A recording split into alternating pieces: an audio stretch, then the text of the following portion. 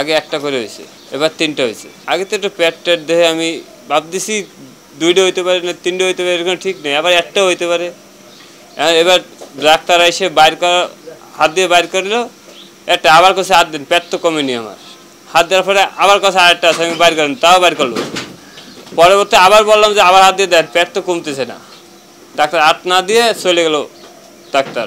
তারপরে গরু শৈল কিছুক্ষণ পর, শোয়ার পরে আবার আরেকটা বেরোলো।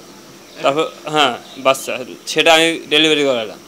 করে তারপর ডাক্তার আবার ফোন পেয়ে আবার দৌড়ে আইসে, আইসে তারপরে আবার দেহেটে চলে।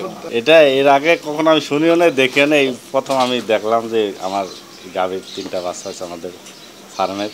এটা ঈদের 3 দিন আগে সকাল 7টার দিকে আমাকে রিং দিল যে ভাই গরু কিরম করছে একটু আসেন। তাই আমি আইসে দেখলেন গরু খালি উঠছে আর বসছে, মানে গরু খুব অস্থির মনে হচ্ছে। তারপরে আমি কষ্ট হচ্ছে, ডাক্তারে খবর দিলাম। ডাক্তার আসলো, আসার পরেই দেখছে, ডাক্তার বলছে যে না বাচ্চা হবে।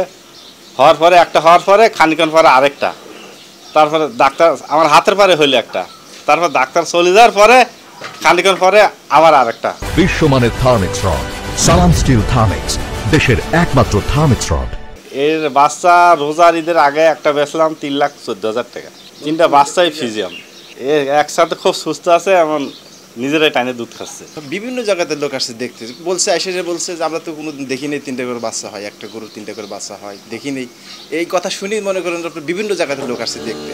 তারা খবর পাইছে আমাদের লোক, এই ফেসবুকে লোক ছাইড়ে দিছি আমরা, ওইগুলো দেখে শুনে চলে আসছে। কোন জায়গায়? ও খাজানগর মেয়ে ভাই অটো রাইস মিল। হ্যাঁ, ওখানে গেলে পারে মনে করো সামনেতে জিজ্ঞেস করতেছে গরু ফার্ম কোনটা, ওই ভিতরে ধরেন একাই চলে আসছে। হ্যাঁ, 3টা বাচ্চার যেহেতু বাচ্চা একটাই দুধ পাইতো, এখন 3টা বাচ্চা। আমার পাশে আর একটা গাভী আছে, সেই গাভীর থেকে আমরা বাচ্চাটাকে দুধ খাওয়াচ্ছি।